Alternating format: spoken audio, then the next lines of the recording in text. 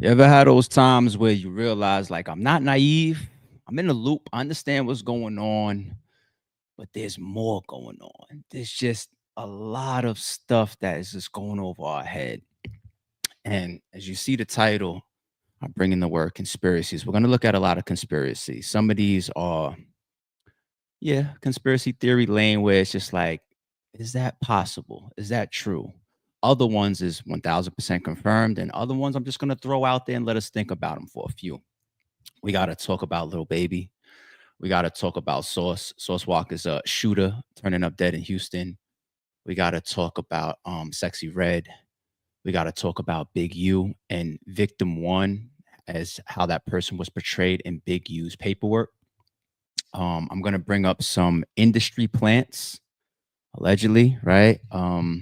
We might even bring up the 911 call from the neighborhood watch lady that called in the night that young Scooter passed away. We might bring that up. And in the midst of that, I got a couple rants. I want to rant about the mafia, right? I got a mafia rant. I also got a rant that I might get into about hip hop being under attack, or are we doing it to ourselves? And how we fall right into these pitfalls and we're just serving ourselves up on a silver platter. Okay. All right. So before we get started, give me about 10 seconds to shout out some of the folks. Shout out to the chat. I see y'all coming in. Appreciate y'all. Big Yella is, yo, you always wanted, I don't know if you be here before me some of these days, because I'll be here setting up the stream and shit. Now look at the chat starting before the stream cuts on, and Big Yella, he's definitely an early bird like me. So shout out to everybody that's getting to it. All right. I know some people be listening to me as they brushing their teeth and getting in the car and heading up the highway and all that. And I really appreciate y'all. More members in the building. Arizzle, I appreciate you. DMV Doll is here. What's up, love? I see my boy Fax in the building. What's good, G? Cam is in the building. More members. Oh yeah. Okay. The ladies is in the building. We can't do these streams without the ladies. There's be more ladies in these chats than a lot of channels than I see. And I like the balance because we have a lot of topics that cross both. We need the guys' input and the ladies' input as well. Kelson is in the building. What's good, man? And shout out to the rest of the members too. And shout out to all the mods. Let's get to it. I'm gonna start with this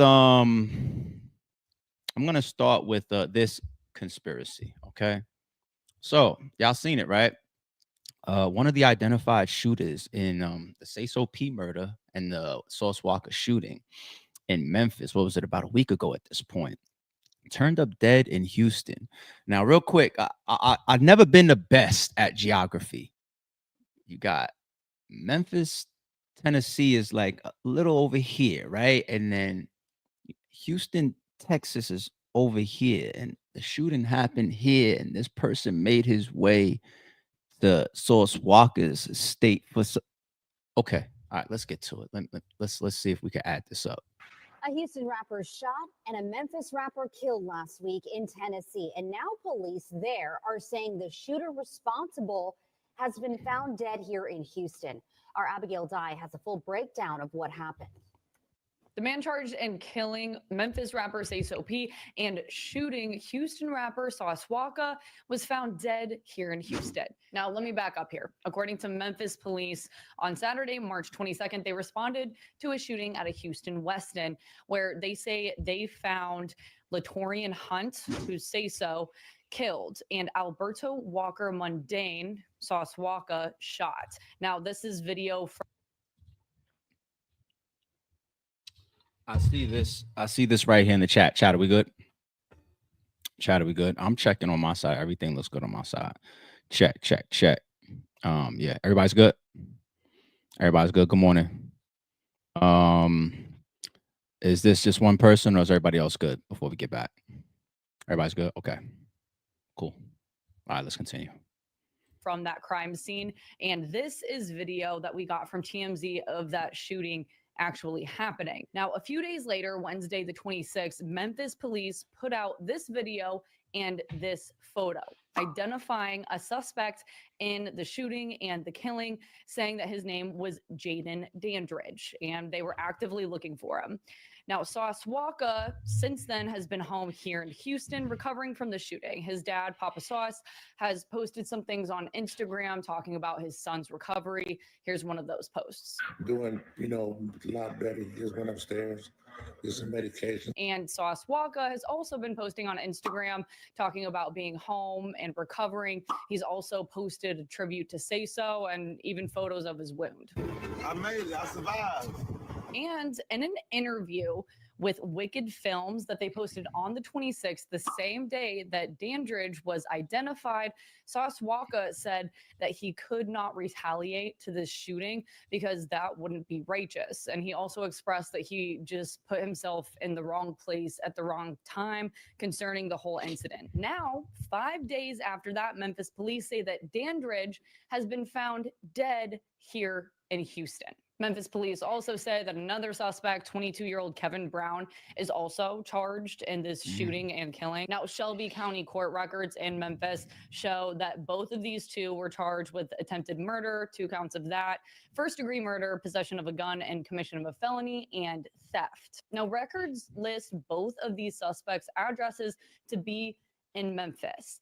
And it's not clear as to why Dandridge would be here in Houston, the hometown of Sauce Walka. We reached out to the Houston police and the medical examiner asking when, why, and how Dandridge was found dead here in Houston, but no one is putting out any information concerning that. I'm sure that information is sure to come, so please tell us what you think about this story, and we'll continue. All right. How y'all feel? What y'all thinking so far? Gears starting to turn. I know it's early in the morning. Are the gears turning a little bit? One thing that you notice, they already have the name and they've definitely identified the second shooter that got out of the car as well from the left side, left rear passenger, and had the mask on. They got his name too. He's also charged with murder. But yes, Mr. Dandridge was found in Houston. So it's the head scratcher. I mean, we see all these times these criminals they get caught up in charges, they start evading police, and then they're found like 2 blocks from the fucking incident or from the crime, right? And it's just like, were you trying to go anywhere? Were you just sitting right there? Like you went to your girlfriend's house? Good job, right? Everybody be expecting to see people pop up in Bali. These people don't be having them type of resources. You need money even to be on the run. You need resources even to be on the run. Some people don't even want to use a phone if they're on the run. I'm not an expert at it, but I'm just saying, right? So this guy, at least he wasn't in Memphis, for all you people that's trying to root for him, go, whatever. I'm sure he got some friends and family, but he went straight to Houston. Sauce is not a weak guy. Like nobody sleeps on these rappers and these celebrities' reach, especially the ones that are affiliated. The man just got shot. Like, people would do stuff for him. I don't understand why Houston. So that's where there's going to be some conspiracy, and I'm not going to go down the road of one that's already being thrown out there on the internet, because we seen, I believe it was a family member or friend of Sayso P that came out prior, like right after the shooting, saying things like, he was set up.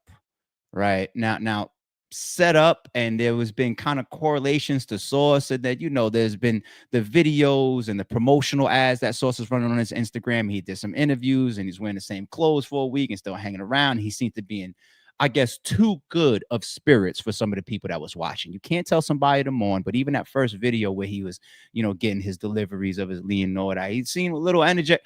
People just wanted to see him more sad, I guess. And I'm not the one that's going to go down that road. So those conspiracy theories come out. Sauce's involvement. I don't see how. I don't see why. I didn't come across anything that correlates why this man Sauce would want anything to happen to his artist. Not at all. Right. Let's take that off the table. But then that's going to be reignited because one of the shooters pops up dead in Houston. Why'd he go to Houston? Don't know. How was he killed? Was it a brazen shootout? Was it some set it off scene type shit? Who knows? Details have yet to come out. That answer we'll figure out later, hopefully. It's just odd. It's like, you went to Houston. Of all places, you went to Houston. Okay, all right. I will say this, man. With this guy turning up dead and Sauce Walka's interview that we played yesterday, it does feel a little bit weird, right? It does feel a little bit weird. Sauce, when he was talking about not retaliating, you saw my position on that. I said he did the right thing. Remove yourself. Don't continue on with the cycle. Don't allegedly end up like Little Dirk and get the pressure from the internet of people saying slide for Vaughn, slide for Say So. Don't do that. Leave it alone. You allegedly had your life spared. It could have been snatched in a split second. And then you get up there and you have a great message to people. I'ma leave this alone. But damn, within 24 hours later, for the shooter to be from Memphis, his address to be from Memphis, to turn up dead in Houston. Remember what I said on the street yesterday too? I said, now technically, if Sauce wanted to slide, this would be what he's supposed to say on the stream anyway, right? He's supposed to say, but he seems so convincing. So I'm not going to do that. I'm not going to say, oh, wait. He lined us up in that interview yesterday that we played. And because he was going to have involvement in what just happened, the news that just broke, or maybe he knew that niggas was on his heels already. So he had to put public, messages out that if so, he would be, I guess, the best rapper that I ever remember handling a retaliation publicly that I remember ever seeing. Right, because everybody wants the stripes, everybody wants the kudos. Who him? Like, look at Little Dirk on his interview with Academics. When Academics asked him, like, "Yo, what's up? How you feel about the campaign, Slide for Vaughn?" And then what does Little Dirk do? He can't fucking help it. He's got to have the stripe about it. He's got to have the stripe. You be hearing about that? I don't hear for some odd reason. I don't hear about that no more. And then there's this awkward pause. I don't know. We different in a rap. This is like, why don't you just write it down in your fucking day-to-day diary and hand it to the feds? And you know what I'm saying? It's like incrimination times 20. Everybody wants the public or the enemies or the ops or the even friends and family to know that, like, I did this. Aha, right? Lil Durk's song itself. Killed your man. You don't believe me, whatever. Aha, I'm really responsible for your folks dying. Aha.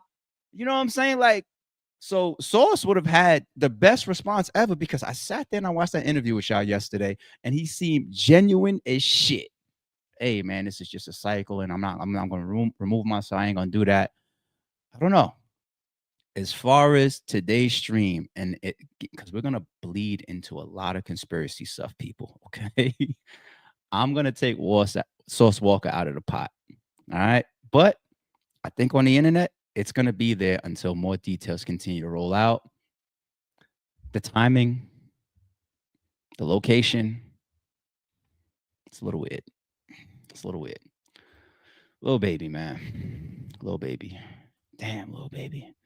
I mean, we can't act shocked because we went through this a couple weeks ago, okay? So this type of stuff started hitting the internet yesterday, right? So peep this. The head of Georgia PD's council gang unit reportedly said his office is preparing to defend against potential 4PF RICO. Sean Hoover, who manages the Georgia Public Defenders Council's specialized unit on gang cases, says his office is actively preparing for a racketeering indictment on the 4PF and OMF cases, and that he expects Lil Baby to be indicted with others. Spooky. Also, I grabbed this one. This is on the web as well. It's just the reason why I want to show y'all two different ones is because they have names on, like, the Fulton County, Georgia, the detectives or the people that work alongside the DA and all this type of stuff in the courts, these names that go around. And when you start throwing around these names and then you do the homework, which I did in the next article I'm going to bring up, you start to say, oh, wait, this looks like a little bit more than just internet talk. So peep this one right here. This was posted by infamous Sylvia. Investigator Viverito is on the stand. We are listening to wiretapped calls. Someone mentioned that Lil Baby had tickets on people's heads. If you look at the caption, it's been a tough year for rappers, with many either locked up or tragically losing their lives. The streets are always watching, and the law is cracking down hard. In Georgia, the head of the gang unit is gearing up for a potential RICO case against 4PF, with Lil Baby and others possibly facing indictment and charges, according to the journalist George Cheedy.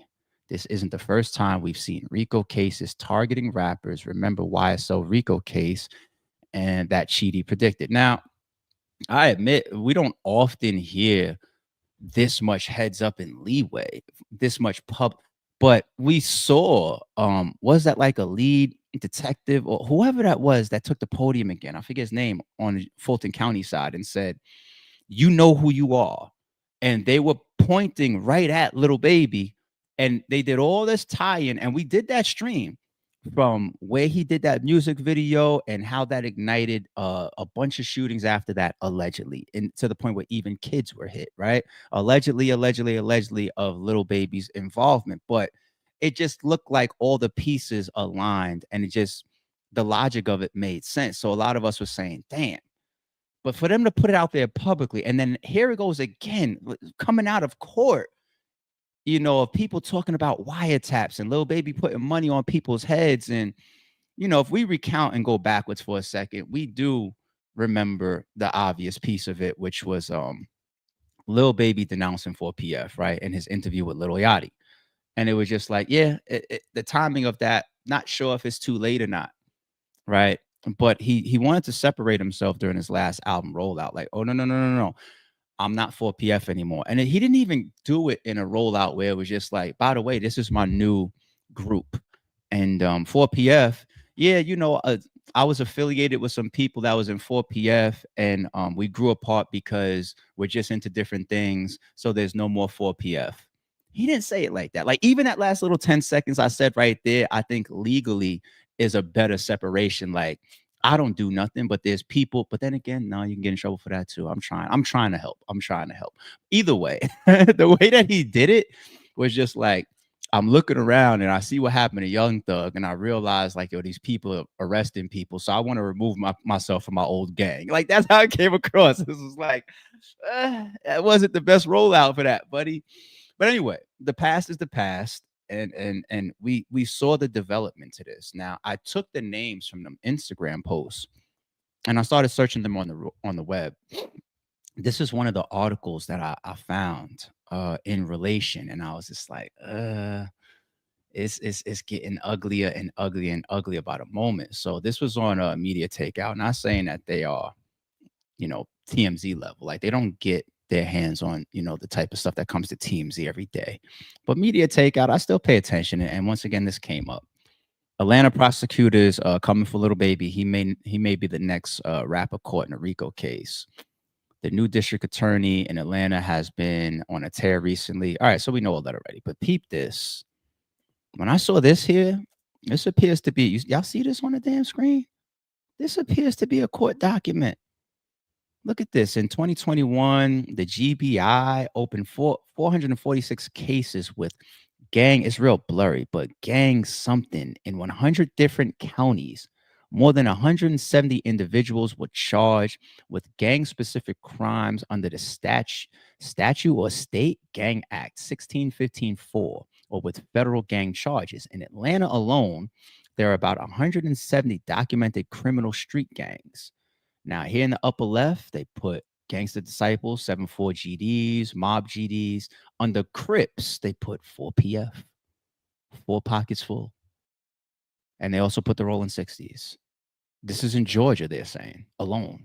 Y'all hear about the Rolling 60s and y'all think LA, y'all think also Jersey, hence like the case that Sue Surf was caught up in, right? But look, they're pointing this out in Georgia too. Now, staying on the left side, look at the hybrids.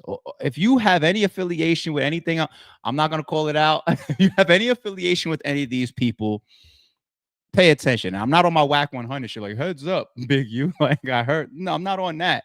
I'm just saying, like, this is all out there. This is court documentation that's coming out, or investigative documentation that's coming out. Look at this. Criminal street gangs targeted for investigation. FY21 GBI. Look at this. Cartel something. I can't read all of these. 18th Street. Hey, if you're from 18th Street, West Side, whatever. Ghostface Gangsters, Blood. Okay. They got duct tape on here. I didn't even see that earlier. Y'all remember duct tape, right? Duct tape is what Alley Boy used to represent. What else? Who else was there? Trouble. Rest in peace, Trouble. Trouble represented duct tape, right? On the music side, they had some tough. Alley Boy got some tough fucking mixtapes, War Cry and all that. But they was allegedly applying a lot of Yeah, why am I acting shocked? I'm bugging. I'm realizing this in flight when I read duct tape. They beat Alley Boy, beat up L.A., young L.A. We see what he's going through right now, but remember he got the fucking tattoo of the duck tattooed on his face. They made him cover up the tattoo. All them videos about Alley Boy and Trouble on camera. If you come down, damn, they was kind of on some Big U shit a little bit. You come down doing videos in here, they was on some check-in shit. They applied pressure to T.I. a little bit. T.I. stood his ground. There was a little bit of Alley Boy and T.I. back and forth. Y'all remember all of this shit? Yeah, they got duct tape on there too. Like, look at this shit. Zoo Crew, 1700 Pyru. I ain't gonna read them all. But people. Let me get into rant one before I move on to the next person. Let's stay on this Lil Baby topic for a second. Mafia rant. The Mafia's principles are highly revered and adopted by the hip hop culture. In our communities, in our culture, we love gangster. We love mafia. We love crime organizations. We're attracted to it. Some of the best movies of all time: Goodfellas, Casino, Gotti. Right? It's a classic. I got some of these posters in my crib, like Goodfellas and Casino and shit. Epic. Their rules have been copied, applied. Extortion, right? Extortion being a business within itself, being a way of life within itself. What do you think? It started from fucking the rolling 60s? Like, it's mafia shit. You know what I'm saying? It comes from those days, okay? And I said before, and I'll say it again, it's bugged out for us. And I'm going to say us, not me on the criminal element, but me on the entertainment side. I've always been intrigued by the mafia as well. I'm from Staten Island, New York. So, you know, I was in the middle of a lot of this shit. And I'm an 80s baby. I seen a lot of this shit, right? In the school, some of the little kids that was, you know, anyway, their codes, as much as people revere them, they're not followed, right? You got rappers that take their name. Shit, the next person that I'm about to cover in the stream is Yo Gotti. I didn't plan to say this. Like, the next person I'm going to bring up is Yo Gotti. What the fuck is the name Gotti? It's an Italian name. Gotti. Gambinos. These are Italian mafia names. Not even take out the mafia. They're born and bred with these fucking Italian names. How many rappers have used names of and ways and preached the mafia in order? And like I said before, a lot of motherfuckers didn't even like black people. Like, they called us niggas a lot and shit. Like, they didn't really fuck with black people. But anyway, one thing that the mafia did, or they tried to do, they were so fucking enforceful about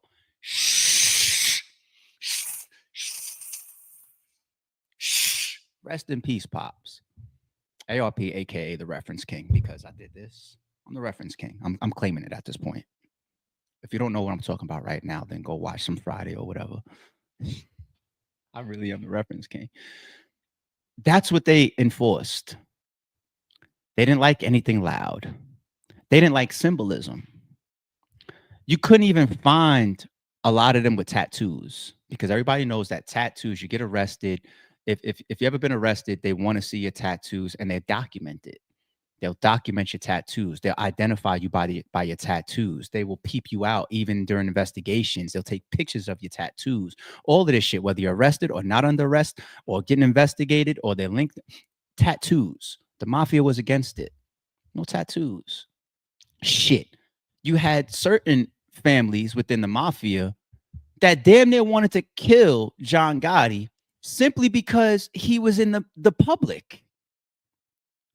They hated on him and was mad at him even for wearing lavish outfits. Fuck a tattoo or a rag. Just wearing expensive clothes, going back and forth to court. The mafia, some of the families and bosses was like, yo, what the fuck is he doing? Because you could see the money in his clothes. But in our culture, in our world, in our communities, in urban warfare, in hip-hop culture, you know what we do? We stick the flag out the window and we wave it up, PD Pablo style. I'm such the reference king. And PD Pablo the fucking rag and say, I want everybody to know who I am, and what I do. Whether it's the red rag, the blue rag, the right side, the left side, the tattoos, the hats, the symbols, the S, the chain, the medallions, the beads, the clothes. And they're going to sell it to us. Go ahead and put this on so I could, inglorious bastard, shit on your forehead, know who you are. When that's what we do over here. That's what we do over here. We want to marvel in the mafia, but we don't want to follow their shit. So when you got a 4PF, when you got your pictures and your photo shoots and you're throwing your shit up, gang sign, even that's another one that I skipped. Your gang signs. Did the mafia have any handshakes? You know what I've seen them do? Maybe a kiss on the cheek or a fucking regular handshake. Y'all want to beat them so much, then adopt their ways for real. Don't do this shit for fucking the internet. I see them niggas kiss each other on the cheek, maybe, or shake hands. No special.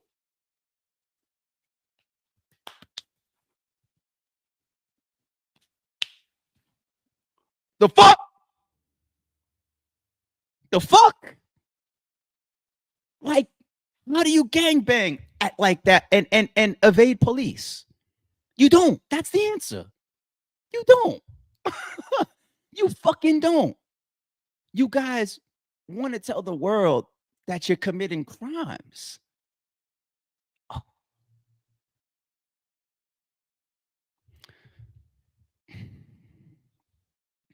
Conspiracy continued. Speaking of Yo Gotti, I'm not the person to want to put shit on people like, hey, you're about to go to jail. Like, I'm not sitting here counting down the days of Lil Baby. I'm not sitting here counting down the days of Yo Gotti. But we see none of these investigations happen overnight. Big U shit, he was out on the street for years. He was under investigation for years. People think that they're in the clear. Little Durk, too. I think he felt it, but go ahead, run around. And then they'll pull the trigger when they're ready to pull the trigger, the feds. They'll come with the indictment when they unseal even old indictments like they did for the Little Durk shit. Like, oh, shit, look at this sealed indictment about the murder around D-Thing. They just brought that out? That's not what they picked him up for. They picked him up for that fucking Beverly Hills shit. Quando Rondo's cousin. And then they had this other sealed indictment for the D-Thing shooting. And then that footage came out. He's like, what the fuck? It's years ago. They are sitting there while y'all treat them like they are fucking idiots. What rag is that? Check. What gang is that? Check. What did you just rap? Check. And you could sit there for years thinking that you're cool and you're getting by. And they say, no. 4 years ago, this 4PF shit. No. And I only say that backdrop to say this. I'm not preying on niggas' downfalls, but who the fuck don't think that Yo Gotti ain't in hot water? Who don't think that? Now, following the guilty verdict of one of the assailants in the Young Dolph's murder trial, straight drop, government named Justin Johnson was handed down a life sentence and charged with conspiracy to commit murder, first-degree murder, and felon in possession of a weapon. Now, after the verdict was read, he took shots at his co-defendants and CMG when he posted on social media saying, "These ninjas taking criminal responsibility, I'm taking street responsibility. Regardless, I'm forever the biggest. They can throw away the keys before I ever eat the cheese." Now, clearly the life sentence and lack of pay for that hit taught the youngster absolutely nothing. You're not very smart, are you? The streets don't love nobody. Now, Young Dolph's baby mama, Mia J, released a statement after he was finally charged, and she's alleging that Yo Gotti and Black Youngsta is next. But you gotta read between the lines. Now, she said, today's verdict brings relief and restores my confidence in the justice system. On behalf of my children, family, and myself, I would like to thank law enforcement, the prosecution, and everyone involved for their diligent work in presenting the facts that led to this conviction. We are also grateful to the public for standing with us and advocating for accountability throughout this process. The past 3 years, marked by the loss of Adolph and the events leading to the trial, have been incredibly frustrating. My faith has been tested, but Adolph's tragic execution has only strengthened my resolve to fight for justice, not only for him, but for all Black men. This is just the beginning of our journey towards achieving full justice for Adolph, and we will be patiently awaiting support of the unfolding of that process. Now, key word she mentioned is it's just the beginning. Now, she knows the other key players involved are going to be locked up soon.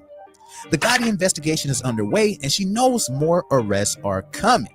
She also mentioned in a letter, full justice. Clearly, there are more people involved in Dolph's assassination, and she's aware of it. And she's also aware that CMG was the orchestrators behind the hit.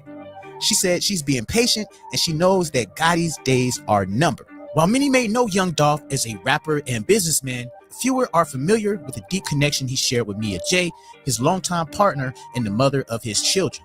Their relationship was rooted in mutual respect, shared goals, and the creation of a family legacy. Now, Young Dolph and Mia J met long before his rise to fame. Their love story began in Memphis, Tennessee, where both were raised, and it is known that they connected at a time when Young Dolph was still building his career from the bottom. Mia J, a driven woman with a background in real estate and entrepreneurship, was working on her own dreams as well. They shared ambitions combined with a deep personal connection, and that allowed them to bond. While Young Dolph's career was marked by his independence as an artist and businessman, Mia J was a constant source of support and strength. She played a pivotal role in grounding him amidst the chaos of fame. In interviews, Dolph often spoke about how important his family was to him, and Mia J was at the center of that. In the months following Dolph's death, Mia J became an advocate for gun violence prevention, continuing the work she had begun with her Black Men Deserve to Grow Old campaign, which she started after the loss of her brother to gun violence. Now, the campaign took on an even deeper meaning after the loss of Young Dolph, as Mia J continued to push for change and healing in the community. Now, Mia has often called Yo Gotti evil way before he was involved with taking Young Dolph out, and it appears she was right all along. With him being connected to the murder of her partner, she's seeking justice and cooperating with law enforcement to avenge the love of her life. Now, Yo Gotti, the CMG label boss and rapper, was reported to have paid $50,000 to the lawyers of Dolph's killers, placing a suspicious eye to the feds and the fans. The allegation came from Shelby County District Attorney Paul Hagerman during his opening statements in the Young Dolph murder trial. Your case got $50,000 to represent you. Did he not? I don't know exactly how much you get. I don't know. Okay. See. All right. And you knew that, just we're all clear here, that money came from CMG, right? Yeah, I don't know exactly who, but all right. So you talked today. You got paid for what you just testified to, didn't you? Out there, I was locked up. You got paid. My lawyer was paid. You got $50,000 to pay a lawyer, right? I didn't get in my hand free. I don't know how much it was, but free. My lawyer. Okay. And there's no question that that money was for services rendered. Killing Dolph. You took it, didn't you? Yeah. Did your conscience bother you? Your conscience. After I came to my senses, yeah. Did you say, I can't After have I that came money? to my senses, I can't he use that said. money. But you still got a lawyer here. I ain't say it. You took the money. Yeah, I took the money. I got the money. Your conscience wasn't bothering you that bad, right? You said your conscience started bothering you, but not bad enough not to take the money for the job you did. Well, I ain't already did it, so might as well. You know, I got a conscience still because they came to see me. Right. Okay. Now, the jury, however, did not hear from Big Juke, born Anthony Mims, because he was killed in a January shooting. More than 9 months after the shooting, the Memphis Police Department told news outlets as the Young Dolph trial started that no charges had been filed in an investigation into Big Juke's death. He put up $100K on Dolph and only paid a fraction of it. It was also reported that Yo Gotti quickly fled the country once Justin Johnson, aka Straight Drop, was found guilty in Dolph's shooting. Ladies and gentlemen of the jury, have you reached a verdict? We have, Your Honor. Four person. If you would say it and read your verdict, please. We, the jury, find the defendant guilty of conspiracy to commit first-degree murder as charged in count 1 of the indictment. We, the jury, find the defendant guilty of first-degree murder as charged in count 2 of the indictment. And we, the jury, find the defendant guilty of convicted felon in possession of a firearm as charged in count 3 of the indictment. Thank you. Now, more updates will be coming on the whereabouts of Yo Gotti and also the ongoing investigation. Now, when that video there says Yo Gotti fled the country after Straight Chop drops guilty verdict, I said, let me just go to Yo Gotti's Instagram. I was just curious, like is he out the way, like super low key right now? Not necessarily. Okay, so let's not reach. I do see a lot of the pictures and posts that's up his promotion for his artist, right? And he's keeping the money rolling in. You see Yo Gotti, you see Glow, and you got to keep the money moving. But you see a post like this, for example. He's at the iHeartRadio Awards. Now, this was recent, right? So he's moving around. He's still outside. He's just, I guess to me, that's casual, regular life to me, if you ask me. And I'm not saying he should be moving around like he's guilty. I'm not trying to say that he should be moving around like he's not guilty. I'm just saying. Once the documentaries, like the one we just watched, start coming out, once people related to or are in the circle of Young Dolph and these type of things start to come out, the internet is such a telling force. Rarely does this type of stuff come out and it's dormant, right? The Drake thing, for example, that's why Drake tried to predict it, like, go ahead and rap about it, right? It's because the documentaries and all this type of shit, it was already there. It just wasn't blown out of the water yet. And I'm not wishing on Yo Gotti or Lil Baby stuff or whatever, but, you know, people will pay attention if you wake up one morning and there goes the indictment, you know, or you see the footage of somebody under arrest. That's when people will be like, oh, you know what I'm saying? So if we feel that way, how do you think the artist is supposed to feel? Like, shit, the whole fucking world is blaming me or saying I'm connected to Young Dolph's murder. And there's trial footage of one of the fucking killers or shooters or people involved in it talking about the money for his lawyer, the 50 grand that he received that came from CMG. Now, of course, people be trying to hide their money when they got to pay bail. But even that to me could be like a trap, because think about it. You got somebody that does a deed for you. They get locked up. You don't pay his bond. You don't pay his bail. You know, people get scary in those situations. Like, fuck, I don't hold this nigga down. He fuck around and turn on me. How many times have we seen people get mad like, oh, niggas ain't hold me down? That's where you start also developing snitches. You know what I'm saying? So, but at the same time, like, if you don't hide where the money came from, the lawyers, you sort right there, clear as day in front of y'all. We just played it. They're going to establish those links. Oh, that 50 grand came from CMG to your lawyer. No, did you know? Did you feel the way? Did you care? Do you mind about that? Do you have an issue with that? What's that about? You see what I'm saying? It's just connecting the dots and let the jury fucking see it and then let them go fucking decide guilty or not guilty. Spooky shit. So, all right, I'm going to get into Sexyy Red next. But before I do, second intermission / subtopic of the day.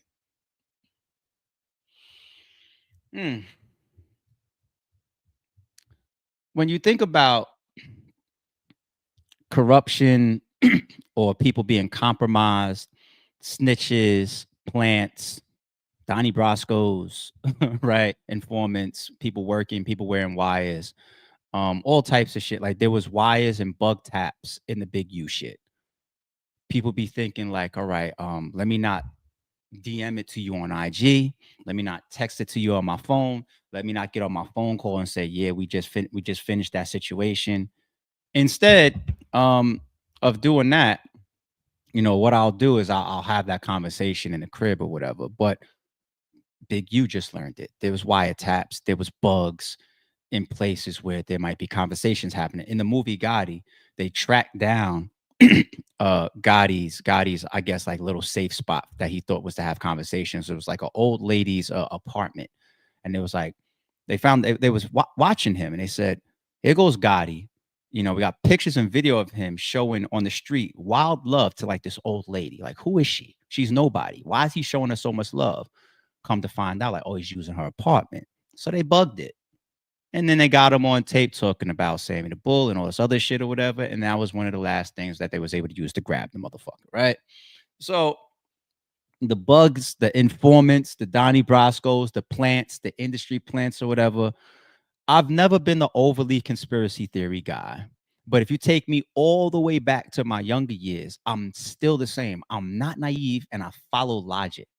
I follow logic a lot. So if you show me September 11th and you start giving me DVDs and documentaries to show like, yo, that the mayor knew this, or this person that called out of work, or this person that removed his money from the fucking from certain stocks, you know, the morning of or the day before, or how the market changed, or how this person got access, or did this person go to flight school over here in the States, and all these little things, or the destruction experts that say, look at the floors beneath where the plane hit, the squibs blowing out, and it's just like, I'm not going to say that it was a coordinated inside America attack, but I'm damn sure not going to close the door on it. That's how I am. That's how I am. I'm going to hear it out and I'm going to apply my own logic and common sense. And I'm not going to be naive. I'm going to say, never, it's impossible, right? Same thing goes with industry plants. Same thing goes with informants. Same thing goes with an arena of people and money that garners that level of attention. How many times have we said the hip hop world and the hip hop community is one of the biggest commodities in the world? It's definitely the biggest musical commodity. Okay.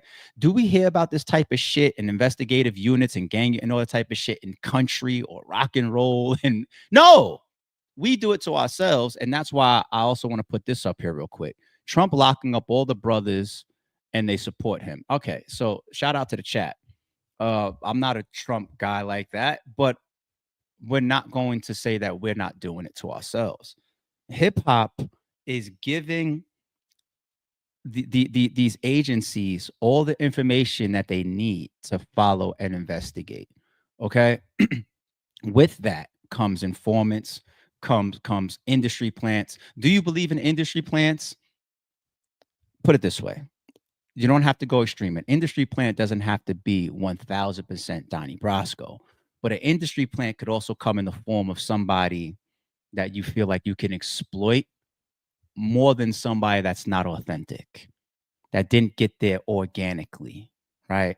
So I could put this person there and they're always going to give me information. They're always going to tell me what's going on. Hey, now that I put you in the room, you know, what was Diddy talking about? Oh, well, you know, he doesn't necessarily have to be full, I'm working for the feds, but people are planted in places of opportunity. And when it comes to places of opportunity, hip hop is among the top of the charts if we're just watching what happens. So real quick, before I get into the Sexyy Red shit, I want to close out this piece by saying this. We want to say these days that, yo, it's spooky outside. It's scary. What a year. Last year, too. From Diddy to Lil Durk to Jay-Z and to the witch hunt and Tony Busby and now these indictments and Yo Gotti and this is happening and that's happening and Kendrick, like is it a witch hunt on hip hop? Is it? Or are we that criminally attractive that we garner the natural due process that the authorities would put in any area that is that visibly having a stronghold on money, being a commodity, and also breaking crimes in the midst of that? Which one is it? So this is the Sexyy Red shit. And I don't like her anyway, so I don't mind. Hold on. Let me pull her up here. Let me pull her up here. All right. Here goes Sexyy Red. Say Sexyy Red has been an informant with them since 2018, but here's how the CIA has been doing this for centuries. So this first became viral on X, but this isn't news. People have thought this about Red for years, pretty much since she became relevant. But the documents explain that she goes under the codename Agent Bow Bow, and her goal is to be highly destabilizing and culturally critical. But if Red's agent name is true, she literally has a song named bow, bow, bow. Now, this doesn't make her guilty, but as humans, it's sometimes so easy to see what's going on, we don't believe it. Regardless if you think it's crazy Sexyy Red could be a CIA agent, Cat Williams said something really interesting about the underworld of rap music. All of the rappers that you know that never been to jail and never gotten any trouble with the law, but they talk as if their life is opposite of that. Like, those are federal informants. Now, Sexyy Red got arrested in 2024 after an airport brawl, but I wouldn't count that as trouble in the way Cat Williams is talking about it. The relationship the CIA and rap music have goes back decades, shifting the focus of the genre from unity to violence. Where the CIA is best at using culture as propaganda, overseeing approximately 2,000 films since 1910, even backing artists like Duke Ellington and Jackson Pollock back in the day to promote America's creative thinking to the rest of the world. Therefore, it's hard to know the truth about Sexyy Red, and I'm not picking a side, but if she has worked with the CIA, it's not that crazy because the agency has been backing creatives for centuries, and Sexyy Red would just be another name on that list. Leaked CIA documents say Sexyy Red has been an informant with them since 2018, but here. All right. And I wasn't supposed to say that. I said, I don't like her, so fuck it, let's run it. That's not why I put this up here. I'm more so on, you see the thumbnail, you see the title, you see the theme of today's stream, and you see stuff like this. And shout out to my man L. Dot. My man L. Dot shot me this yesterday. This is to me also relevant because we're talking about the over visualization of hip hop and how we show the authorities all the crimes that are being broken or the links between criminal organizations or gangs or whatever. You know, we ask for the RICO basically. So Sexyy Red is overly visual with her gang affiliations and promotion and ratchetness and all that. Doesn't mean that she's supposed to be in jail. That's not what I'm saying. But videos like this that also go back through history and highlight things like the CIA and hip hop, the hip hop industry, whether it's hip hop execs via the hip hop industry, etc., have had relationships forever. It's all structures that you have to open up your mind and say, why wouldn't that be there? Right? We just talked about how big and how important hip hop is. So establishing lines into it, whether you're the CIA, the feds, why wouldn't that be something that we would know is apparent for years? Establishing the lines into it, right? The connections into it, whether you're watching the money, whether you're chasing the money, whether you're watching the crime, whatever it is. And we haven't seen this as far as plants. I ain't gonna reach on Sexyy Red, but this one, I remember having a whole argument over with somebody, right? When this guy hit the scene, and I think the debate was because I was arguing with somebody that's from Staten Island. So this guy's from Staten Island, so I guess we paid a little bit more attention. He had a hit record. And the person I was arguing with was co-signing him, saying, like, I know some of his people, he's official. And I was talking to a street nigga. Yeah, and I was very, very bothered. I was just like, now you are certified street nigga, your history is from the mud. Like, why don't you see what I see? This nigga is fake as shit. This is not real with this kid, right? And then later on, all these documentaries and all this exposure came out of he's not this, he's not blood, he's not affiliate, he's fake this was placed there, his uncle put him here. But in the midst of all of this, he got into all these rooms. He got next to the biggest rappers in the world, right? There's videos of this kid with Drake. There's videos of this kid next to your favorite rappers, and some of them is street rappers. You'll see him right next to the Rowdy Rebels of the world, and he's around all these people. But how did he get there? From his talent? No, he was placed. And does people like him get turned out in these situations? You never know. But only Diddy's exclusive manager, but then he also played a key role in building the careers of other stars such as 50 Cent, Nicki Minaj, French Montana, and Rick Ross, to name a few. It's also important to note that back in 2005, Bad Boy Records had formed a joint venture with one of the 3 major record labels. You guessed it, Warner Music Group. So there's a history there. So now I ain't got to worry about all the bullshit that I'm seeing through. Now I know Julian's going to rock this one the right way and do everything right. And I know Chris Atlas, who's over at Warner, is going to do things the right way. So we signed to Warner. His star power was obvious, as was his ambition to be an artist at the highest level. Warner CEO told Billboard after CJ signed, his energy was infectious and he had already surrounded himself with a top-notch management team in James Cruz. When the record label started calling, they were like, yo, we love the record, but James, we love you. They love my work ethic, they love my vision, and they love my success. James's involvement with his nephew's career is likely also the reason he was able to land that big feature from 6ix9ine on his early track Pop, because especially when he was so hot back in 2018, 6ix9ine was not just going to do a feature for some random. His uncle also had to play a big part in connecting CJ to Rick Ross, who brought him out at shows, French Montana, who basically became like his mentor, Mark Wahlberg, who comments on literally every one of CJ's pictures, as well as also getting Whoopty his first radio streams and DJ spins to get it off the ground. However, along with these claims of nepotism and CJ being an industry plant, also came controversy regarding the actual meaning of Whoopty. Back in November of 2020, CJ explained the meaning of the word to Genius, although he left out one very important detail. Pretty much it's just like a roll call, whenever I see my guys in the street, and that's how we greet each other. It's like a New York when people say, "You're." CJ had failed to mention that prior to making it famous, the phrase Whoopty was a greeting used exclusively by members of the New York blood set, the Bloodhound Brims, a gang that CJ was allegedly never a part of. Despite featuring red bandanas throughout his music video, as well as even lyrics in his viral song about posting up with the hats, a term referring to the Brims, as the track grew in popularity, numerous New York street gang members started calling CJ out for being fake Whoopty. He's not Whoopty. He don't know nothing about Whoopty. Now you jacking something that they got dudes in jail for. There's allegations behind that word right there that made it such a splash. CJ basically didn't have no ties and just basically just jacked their whole shit. Then following diss tracks aimed at him from fellow rappers such as 22G's and Knuckles Brim, despite CJ never telling us directly if he's affiliated or not, he would finally respond to the rumors about stealing the word. I never stole anything, Just because I said the word in a song or I made it a song doesn't mean I took ownership of the word. I never said I owned the word. I never said Yeah. I just wanted to use a well-known example of what people consider to be a plant, whether it's because your uncle got you there or whatever, and these people are not who they claim to be, yet you get next to people that have different principles than you.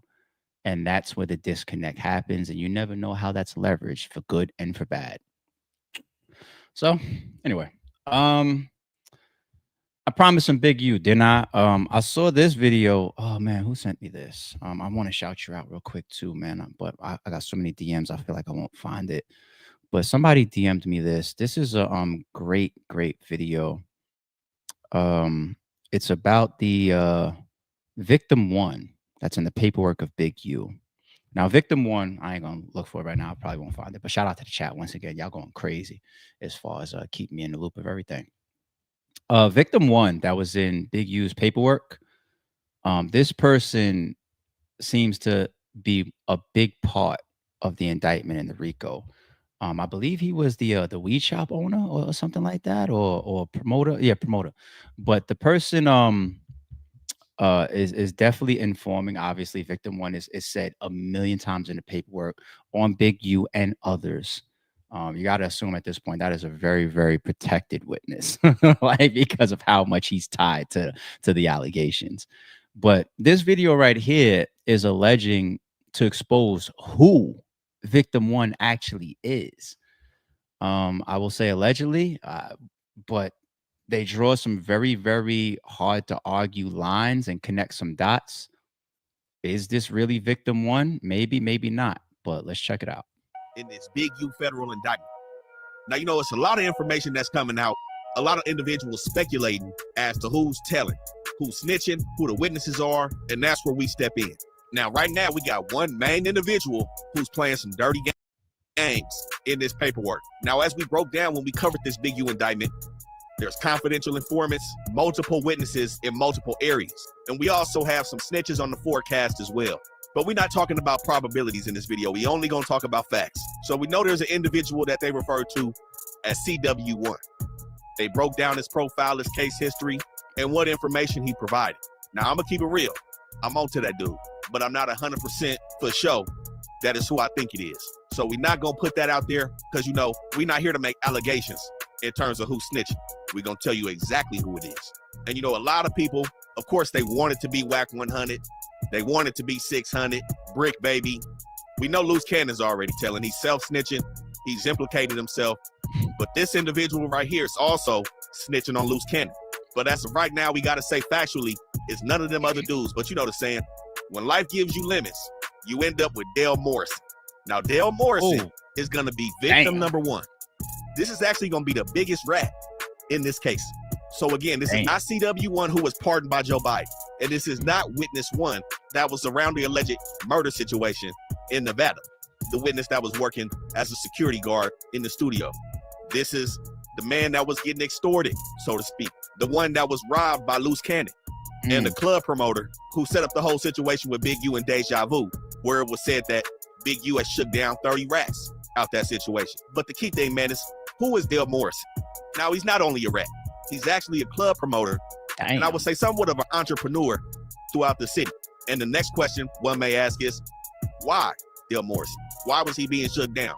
It seems like this dude is one of them guys playing all sides. Now, the key thing is Dale Morrison has been in the mix around all these dudes for a long time. Like I said, he's a club promoter. And anybody know these club promoters? They're the ultimate people person. But especially when you promoting black businesses, black clubs, black parties, you're going to end up intertwining with the hood at some point, especially in LA. So we've seen Dale Morrison, not only with Big U, we've seen him with Nipsey, we've seen him with Gilly the Kid, Joe Moses. Like I said, this dude has been around everybody in the city. And we got to put this out so nobody else falls into the games that this dude is playing. Now, the paperwork has painted him out to be a victim. And on the contrary, painted Big U to just be somebody that got him in the headlock. But Dale Morrison is actually playing his own games in these streets, man. So the key thing right now is Morrison is under his own federal indictment, which has nothing to do with any of these dudes in this indictment, with this Big U Rolling 60 situation. This dude had his feet in the streets, a full participant in the life of criminality. He's not just some weed shop owner that's trying to make a living and ends meet by playing it fair. This is the misconception of this whole situation. Now, the indictment that he's allegedly the main defendant on is a conspiracy with the intent to possess narcotics, also possession with the intent to distribute narcotics. And the main key thing is the feds are alleging that Dale Morrison is using businesses in LA as fronts, including the same business that Big U was allegedly shaking down. So we've seen Morrison with multiple different businesses: MLB Investments and Holdings, M4 Morrison Media Marketing and Management, DMO 20 Consultants LLC, Everybody Eats, which is also synonymous with the Everybody Eats Genetics cannabis business, which he's affiliated with. Now, at the time when he was allegedly participating in the conspiracy, some of these businesses were operating off some high rises off Fig. Now, as of today, he's changed the addresses to these businesses. But in 2020, it's alleged that he was working with 4 other co-conspirators by the names of Jordan Jackson, Keyshawn Brandon, Brittany Duff, and Deja Purifoy. Now, everybody except for Keyshawn Brandon was operating in Ohio. Keyshawn Brandon, aka Keys, is said to be Morrison's bodyguard, or security, so to speak, that protects his criminal endeavors. And it said that on July 25th, 2020, Keys was chaperoning around 7,000 grams of meth, approximately 2,000 grams of powder, and around 5,300 grams of weed from LA to Ohio, which is when they got pulled over. And somehow, some way, it comes out that this shipment came from Dale Morrison. Now, mind you, I'm gonna tell you this, y'all. Like, dude, for this guy, if this video is not true, you need to start moving like it is true. Meaning, the amount of detail that he's putting in these dots being connected on this guy being victim 1, right, and being the snitch in Big U's paperwork and in this Rolling 60s RICO paperwork. This is the type of stuff that just puts the Lord of the Ring eye right on you and makes it look like, oh shit, it's you. And that makes you be in immediate danger. Like it's fucked up. It's sad if it ain't true, right? But if it is, or if it ain't, you need to move. Like, I need to make sure I stay. I would leave the city. I would leave the state. Videos like this come out, I'm not staying around. I'm closing up shop. I'm getting the fuck on. The lines and the dots has been connected here. Just like everybody's gonna believe, like, yo, dude, it's you. It's you. I would skip town ASAP. This is July 2020. In the Big U indictment, the Fed said they didn't start watching Big U until February 2021, after the alleged murder committed by Big U in Nevada. But again, they was already watching the 6-0s in 2020, and they were able to track 8 USPS packages sent from Ohio to different addresses in LA, some in the 40s, a business in the Mansfields, and of course, an Addy in the 6-0s, where it said that around 150 racks that came from Ohio and touched down to LA, which the feds are alleging is proceeds that Morrison was receiving in this drug conspiracy. Now, 6 days after they got caught in that car, Morrison's house was hit July 31st, 2020, where it said this dude also had a bunch of weapons, but he wasn't fully taken in on this indictment until a year later, April 28th, 2021. But the Big U document alleges that he was a known extortion target since the beginning of their investigation on Big U. So as we see here, that's another thing that's going to continue to happen, man. Like, all you gangsters and street niggas that get arrested, you got to walk around with your paperwork, but if they don't see your trial come around in a significant amount of time, people just gonna be like, they're just gonna say, look, man, I gotta back up away from you because you might be working. I don't know if you are, I don't know if you ain't. Look at the scenario that Yellow Bees is going through right now, right? Everybody believes that one of the shooters are cooperating, and he's in there doing videos and interviews, calling back home, saying, no, I'm in here for drugs and guns. His paperwork says that he's in there for involvement with the shooting for Mo 3. So it's just like, Yellow Beezy has to assume, like, you might be the reason why I'm here. I thought I got away. I thought I was cool. Everybody thought this was all over a woman. But now I'm here years later because you might be telling on me, allegedly. It's no different than this guy right here. You know, you get picked up, they run in your crib for guns or whatever, and then you out walking around on the street, and people's got to turn around and say, how you out?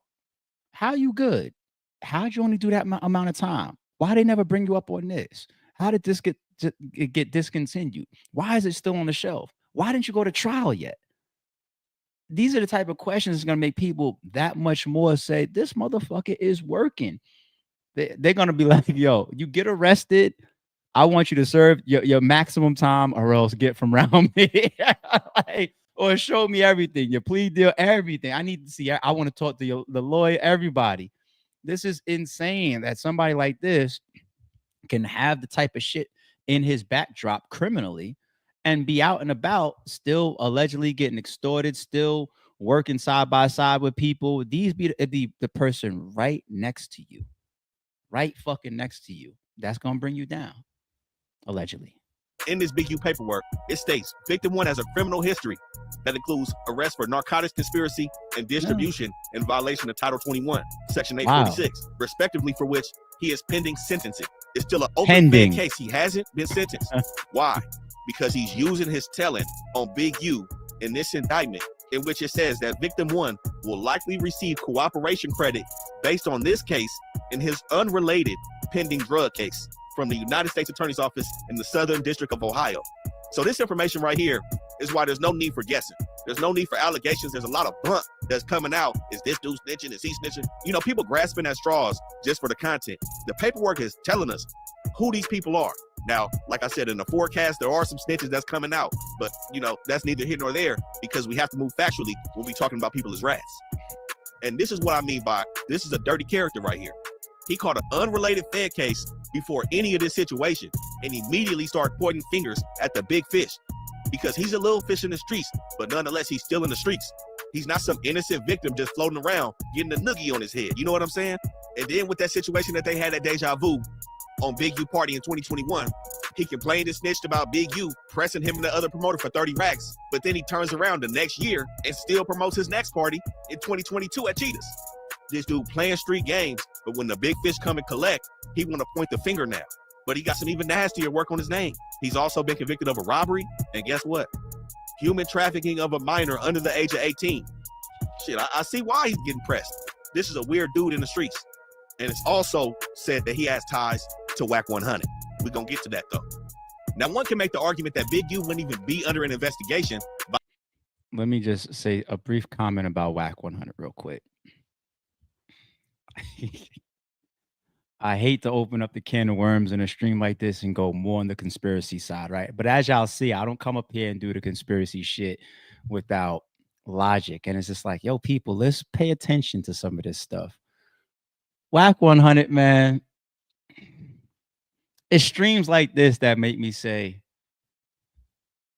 I don't know. What's up with him? Like, I don't know. I don't know. Like my spider sense is like, with all the shit that's going on around them, I mean, he's in the paperwork, not like he did something. It's like kind of more like a victim, but you know, to still be talking, and we know that people will still talk even if they're in the middle of some shit. They just can't shut up, like Loose Cannon calling home on a Fed call and still damn near incriminating Big U, right? We played that yesterday, but Wack is smarter than Loose Cannon, right? And I know I've done this before. I've given people more credit for their intelligence than they've deserved, and y'all have gotten at me for that. But the amount of talking that Wack does, the amount of codes, street codes that he breaks as a pyro,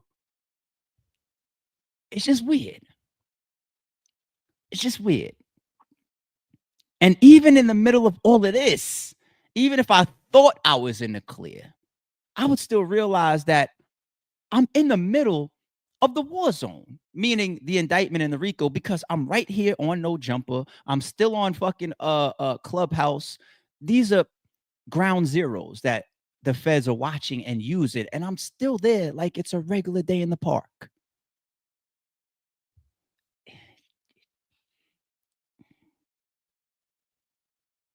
Deeper reason why? Or maybe the other side is I just got to call you one of the stupidest people in the world and stop giving you credit for being smart. Which one? Is there a middle?